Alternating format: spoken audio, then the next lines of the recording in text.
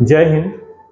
Grammar course का यह 8वां video है और आज के इस वीडियो में हम लोग जानेंगे पार्ट्स ऑफ स्पीच कि पार्ट्स ऑफ स्पीच क्या है, पार्ट्स ऑफ स्पीच किसे कहते हैं, इसके कितने भाग हैं और पार्ट्स ऑफ स्पीच क्यों बार बार पढ़ा जाता है।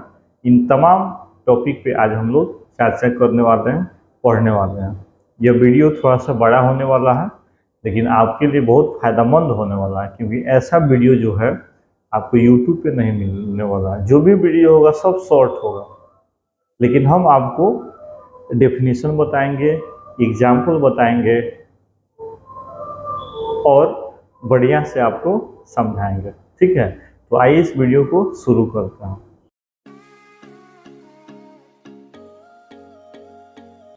तो आप बताइए, आज के इस क्लास में, आज के इस वीडियो में हम लोग क्या पढ़ने वाले हैं?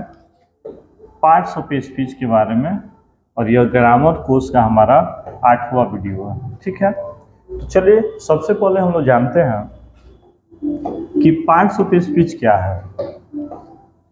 पार्ट्स ऑफ स्पीच क्या है? तो देखिए, सबसे पहले याद रखेंगे कि बाबू जो पार्ट्स ऑफ स्पीच है, जो पार्ट्स ऑफ स्पीच जो है उसको हिंदी में हम लोग शब्द भेद कहते हैं। ठीक है, शब्द भेद कहते हैं पार्ट्स ऑफ स्पीच को। अब देखिए, पार्ट्स ऑफ स्पीच को समझने के लिए हम लोग एक छोटा सा एग्जाम्पल लेते हैं। ठीक है, और एग्जाम्पल अब देखिए, यहाँ पे एक सेंटेंस लिखे हैं, यानी यह जो हमारा स्पीच है, यह हमारा क्या है? एक स्पीच है। और इस स्पीच में, यानी इस वाक्य में अगर हम बोले कि बताइए इसमें क्या क्या है, तो आप बोलिएगा सर एक सी है, एक इज है और एक प्रिया है। ठीक है, यानी इस वाक्य में, इस स्पीच में बोले कि कितने अंग हैं, तो आप बोलिएगा सर 3 है, एक सी है, एक इज है और एक प्रिया है। ठीक है, अब देखिए सी क्या है, अभी हम लिख देते हैं प्रोनाउन है, इज हेल्पिंग वर्ब है और प्रिया नाउन है। अब यहाँ पे एक आप इमेज बनाया है और यह है पार्ट्स ऑफ बॉडी। क्या है? Parts of body. अब सोचिए कि यह आपका नेक है, शोल्डर है, एल्बो है, थाई है, नी है, एंकल है, फिंगर्स है। ये सब अलग अलग अंग है। तो सब अंग का अगर नाम लिया जाए तो काफी टाइम लगेगा। नेक कहा जाए, शोल्डर कहा जाए, एल्बो कहा जाए, थाई कहा जाए, एंकल कहा जाए, नी, तो काफी टाइम लग रहा है। इसलिए हम लोग इतने अंग का नाम ना लिख के हम लोग डायरेक्ट लिख देंगे या बोल देंगे parts of body. Parts of body का मतलब हमारा जो शरीर बना है तो यह अलग अलग अंगों के प्रकार से बना है। जैसे ये आँख है, ये लिप्स है, ये हेड है, ये बाल है, फिंगर है, ये हाथ है ना। तो सबका नाम हम लोग लेंगे तो काफ़ी दिक्कत होगा। इसलिए बनाने वाला क्या किया कि सबको नाम को हटा के डायरेक्ट कह दिया parts of body. Parts of body का मतलब अलग अलग अंगों के प्रकार को पार्ट्स ऑफ बॉडी कहते हैं। पार्ट पुर्जा, लोग कहता है पार्ट पुर्जा, अलग अलग पार्ट। तो अलग अलग अंगों के प्रकार को हम लोग पार्ट्स ऑफ बॉडी कहते हैं। उसी प्रकार देखिए, यहाँ पे प्रोनाउन है, यहाँ पे हेल्पिंग वर्ब है और यहाँ पे नाउन है। ठीक है, आप बताइए ये तीनों क्या एक दूसरे से मिल रहा है? नहीं ना मिल रहा। यानी ये जितने भी वर्ड है सब एक है कि अलग अलग है? अलग अलग है। तो बोलेंगे शब्दों के प्रकार को, शब्दों के प्रकार को पार्ट्स ऑफ स्पीच कहते हैं। ठीक है, तो आप समझ गए कि अलग अलग अंगों के प्रकार को पार्ट्स ऑफ बॉडी कहते हैं, अलग अलग अंगों के प्रकार को पार्ट्स ऑफ बॉडी कहते हैं। उसी तरह अलग अलग शब्दों के प्रकार को पार्ट्स ऑफ स्पीच कहते हैं।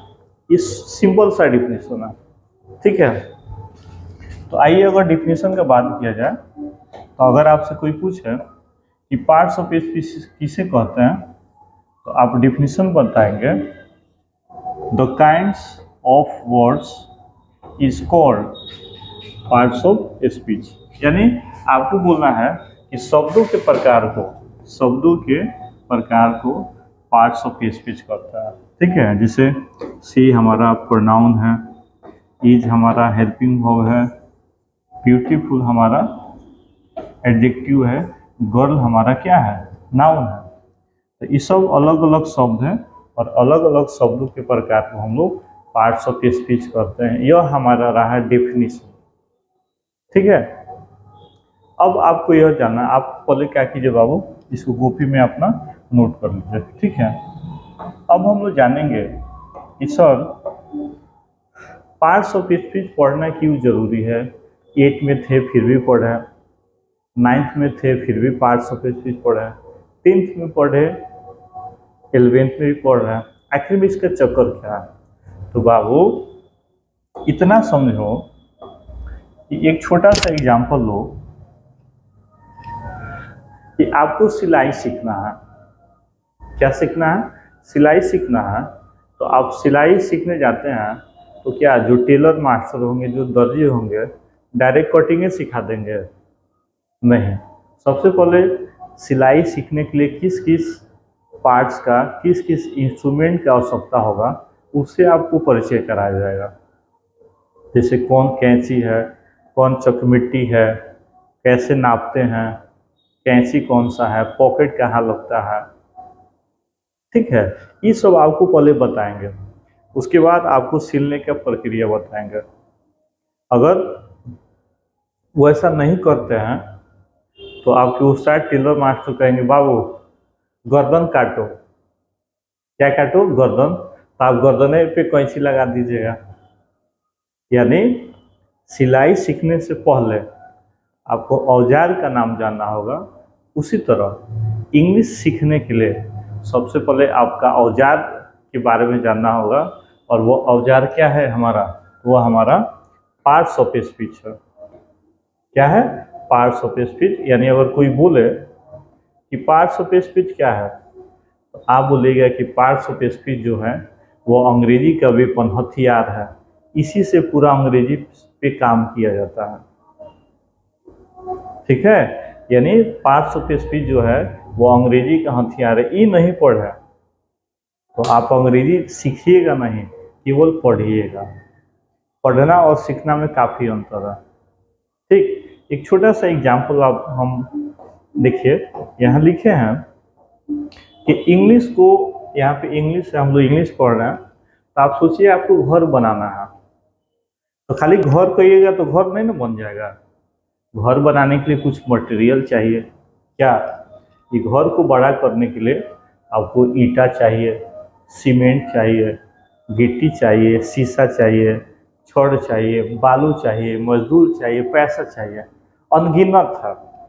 इतना सारा मटेरियल को आप कलेक्ट कीजिएगा तब आपका घर का निर्माण होगा। उसी प्रकार अगर अंग्रेजी को बनाना चाहते हैं तो आपको पार्ट्स ऑफ स्पीच चाहिए। जिस तरह घर को बनाने के लिए इतना मटेरियल चाहिए, उसी तरह अंग्रेजी को बनाने के लिए, पढ़ने के लिए आपको पार्ट्स ऑफ स्पीच चाहिए। यानी आप जो इंग्लिश पढ़ रहे हैं ना, वो समझिए वो घर ही बना रहे हैं। इंग्लिश का घर आप बनाने जा रहे हैं, और घर बनाने के लिए इतना सारा मटेरियल चाहिए। उसी तरह इंग्लिश को बनाने के लिए, इंग्लिश को डेवलप करने के लिए आपको पार्ट्स ऑफ स्पीच चाहिए। लेकिन घर बनाने के लिए तो अनगिनत आपको आवश्यकता पड़ेगा मटेरियल का। छड़, सीमेंट, बालू, पैसा, जमीन, मजदूर, लकड़ी, टाइल्स, इतना सारा चाहिए। लेकिन अंग्रेजी को पढ़ने के लिए आपको बस 8 ही वो मटेरियल चाहिए। अब वो क्या है, तो नाउन, प्रोनाउन, एडजेक्टिव है। ठीक है, तो समझ गए आप लोग कि जिस प्रकार घर को बनाने के लिए बालू, छड़, सीमेंट चाहिए, उसी प्रकार अंग्रेजी बनाने के लिए हमें पार्ट्स ऑफ स्पीच चाहिए। और जब पार्ट्स ऑफ स्पीच आपका क्लियर नहीं रहा तो आपका अंग्रेजी जो है वो कभी भी निर्माण नहीं होगा। यानी पार्ट्स ऑफ स्पीच जो है एक पिलर का काम करता है। जितना पिलर स्ट्रांग होगा उतना हमारा घर स्ट्रांग रहेगा, और नहीं तो पिलर स्ट्रांग नहीं होगा, हवा आएगा घर गिर जाएगा। उसी तरह बाबू इसको स्ट्रांग कर लिए, इंग्लिश अपने आप स्ट्रांग हो जाएगा। ठीक है, इसलिए पार्ट्स ऑफ स्पीच पढ़ना जरूरी है। अब दूसरी बात कि घर बनाने के लिए इतना सारा आपको मटेरियल चाहिए ना, उसी तरह इंग्लिश बनाने के लिए क्या चाहिए, पार्ट्स ऑफ स्पीच। और इसमें हमारे टोटल जो शब्द है वो कितने हैं, 8 है। कितने हैं, 8 है। तो सबका जो कार्य के अनुसार बांट दिया गया। जैसे ईंट का काम है दीवार यूज करना, दीवार बनाना, छड़ का कुछ और काम है, सीमेंट का कुछ और काम है। उसी तरह जो पार्ट्स ऑफ स्पीच है उसके भी कार्यों के अनुसार सबका बांट दिया गया है कि नाउन का काम कुछ और है, प्रोनाउन का कुछ और काम है। ठीक है, तो यहाँ पे लिखे हैं all the words in English, अंग्रेजी में जितने भी शब्द हैं डिवाइडेड बांट दिया गया है 8 ग्रुप, 8 भागों में, अकॉर्डिंग टू वर्क, कार्य के अनुसार अंग्रेजी में जितने भी शब्द हैं उसको 8 भागों में बांट दिया गया है। ठीक है, इस ग्रुप इस कॉल्ड, प्रत्येक ग्रुप जो है कहलाता है पार्ट्स ऑफ स्पीच। यहाँ से इतना नहीं लिखना है। ठीक है, अंग्रेजी में जितने भी शब्द हैं उनके कार्य के अनुसार 8 भागों में बांटा गया है, और उसी 8 भाग को हम लोग अंग्रेजी में कहते हैं पार्ट्स ऑफ स्पीच। ठीक है, तो आपको याद रखना है कि अंग्रेजी को निर्माण करने के लिए आपको 8 वर्डों की आवश्यकता है। कितने वर्ड की, 8 वर्डों की आवश्यकता है, और वो हमारा जो है यहाँ पे लिखा है स्पष्ट। ठीक है, तो पहला हमारा जो वर्ड है वो है नाउन। क्या है बाबू, नाउन। सेकेंड में जो है हमारा प्रोनाउन है, उसके बाद एडजेक्टिव है, तब वर्ब है, एडवर्ब है, प्रीपोजिशन है, कंजंक्शन है, और एक हमारा इंटरजेक्शन है। यही मात्र 8 वर्ड है जो पूरे अंग्रेजी में अपना भूमिका को निभाता है। ठीक, तो अगर कोई पूछ दे कि अंग्रेजी में टोटल कितने वर्ड हैं, अंग्रेजी में टोटल कितने वर्ड हैं, तो आप बोलिएगा सर 8 है, 8 है। कौन, तो नाउन से लेकर इंटरजेक्शन तक, नाउन से लेकर इंटरजेक्शन तक। ठीक है, यही 8 जो है जो पूरे अंग्रेजी को नचाता है। ठीक है, तो आइए अगर इसका उच्चारण के बारे में देख लिया जाए तो सबसे पहले इसको कहेंगे नाउन, इसको प्रोनाउन, प्रोनाउन, इसको पढ़ेंगे एडजेक्टिव। याद रखेंगे ए और जे के बीच में डी दिखाई दे, ए तथा जे के बीच में डी दिखाई देता है तो डी को हम लोग नहीं पढ़ते हैं। ठीक है, तो इसको बोलेंगे एडजेक्टिव। तो हमारा एक हो गया नाउन और एक प्रोनाउन। एडजेक्टिव बोलिए, एडजेक्टिव। वर्ब, वर्ब आर को साइलेंट कर देंगे क्योंकि पिछले क्लास में हम लोग तो पढ़े हैं यदि आर के पहले ए, ई, आई, ओ, यू दिखाई देता है तो आर को हम लोग साइलेंट कर देते हैं, तो आर को नहीं पढ़ेंगे, पढ़ेंगे वर्ब। इसको पढ़ेंगे adverb, adverb. Preposition, preposition, conjunction, interjection, interjection. ठीक है, आप सीख गए इसका उच्चारण। पहला noun, second pronoun, third adjective, 5 verb, adverb, preposition, preposition, position है प्रीपोजिशन, कंजंक्शन और इंटरजेक्शन। ठीक है, यह हमारा रहा पार्ट्स ऑफ स्पीच के भाग। ठीक है, तो आज की इस वीडियो में इतना ही, और कल जो वीडियो जो डे 9 आएगा उसमें हम लोग 1 बाय 1 पढ़ेंगे कि कौन सा नाउन है, कौन प्रोनाउन है, कौन एडजेक्टिव है, कौन वर्ब। क्योंकि वीडियो बड़ा हो जा रहा है, अपलोड करने में काफ़ी दिक्कत हो रहा है। ठीक है, तो आज के लिए बस इतना ही। मुझे कमेंट करके बताइए कि आपको वीडियो कैसा लगा। मिलते हैं अगले वीडियो में। आज के लिए इतना है। जय हिंद।